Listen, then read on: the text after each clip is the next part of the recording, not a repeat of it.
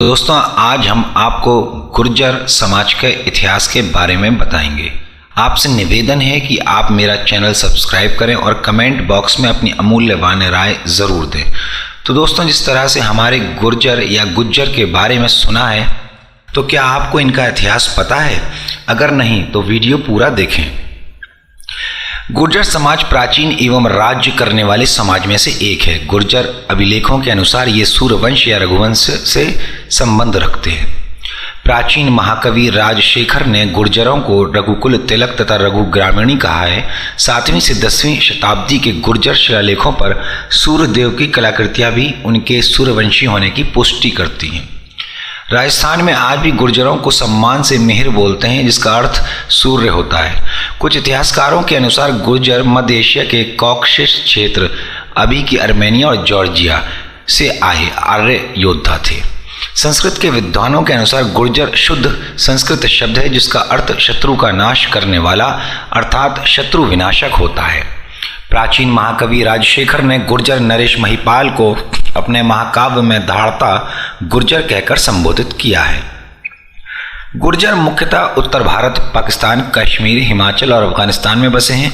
मध्य प्रदेश में भी लगभग अधिकांश इलाकों में गुर्जर बसे हैं और चंबल, मुरैना में इनकी बहुलता है। इसके अलावा निमाड़ और मालवा के कुछ हिस्सों में इनकी खासी तादाद है। भारत का गुजरात राज्य, पाकिस्तानी पंजाब का गुजरांवाला ज़िला और रावलपिंडी ज़िले का गुजर खान शहर, आज भी यहाँ गुर्जर रहते हैं। गुर्जर लोग पहले राजस्थान में जोधपुर के आसपास निवास करते थे। इसी कारण लगभग 6ठी शती के मध्य राजस्थान का अधिकांश भाग गुर्जरना भूमि के नाम से जाना था। मुगल काल में गुर्जरों ने आक्रांताओं से बहुत की जोरदार तरीके से लोहा लिया और लगभग 200 वर्षों तक भारत की भूमि को बचाए रखा। अरब लेखकों के अनुसार गुर्जर उनके सबसे भयंकर शत्रु थे। अगर गुर्जर नहीं होते तो भारत पर 12वीं सदी से पहले ही अरब का अधिकार हो जाता। 12वीं सदी के बाद गुर्जरों का पतन होना शुरू हुआ और ये कई शाखाओं में बढ़ गए। गुर्जर समुदाय से अलग अलग हुई जातियां बाद में बहुत प्रभावशाली होकर राजपूत और ब्राह्मणों से में भी जा मिली। बची हुई शाखाएं गुर्जर कबीलों में बदल गई और खेती और पशुपालन का काम करने लगी। कालांतर में लगातार हुए आक्रमण और अत्याचार के चलते गुर्जरों को कई स्थानों पर अपना धर्म बदलकर मुसलमान भी होना पड़ा। उत्तर प्रदेश, हिमाचल और जम्मू कश्मीर में रहने वाले गुर्जरों की स्थिति थोड़ी अलग है। यहाँ हिंदू और मुसलमान दोनों ही गुर्जर देखे जा सकते हैं, जबकि राजस्थान में सारे गुर्जर हिंदू हैं। दूसरी ओर पंजाब में धर्म की रक्षार्थ कुछ गुर्जर सिख भी बने। 6ठी सदी के बाद गुर्जरों ने अपनी सत्ता कायम की। 7वीं से 12वीं सदी में गुर्जर अपने चरम पर थे। गुजरात के भीमपाल और शिववंशज भी गुर्जर ही थे, जिन्होंने अरब आक्रमणकारियों को लगभग 200 साल तक भारतीय सीमा से खदेड़ा। भीनमल गुर्जर साम्राज्य की राजधानी थी। भरूच का साम्राज्य भी गुर्जरों के अधीन था। गुर्जर प्रतिहार वंश की सत्ता कन्नौज से लेकर बिहार, उत्तर प्रदेश, महाराष्ट्र और गुजरात तक फैली थी। मेहर भोज को गुर्जर प्रतिहार वंश का बड़ा शासक माना जाता है और इनकी लड़ाई बंगाल के पाल वंश और दक्षिण भारत के राष्ट्रकूट शासकों से होती रहती थी।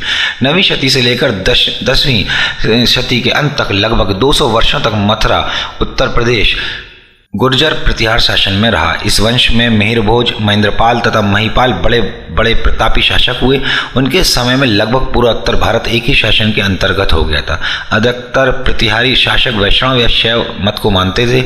उस समय के लेखों में उन राजाओं को विष्णु तथा शिव तथा भगवती का भक्त बताया गया।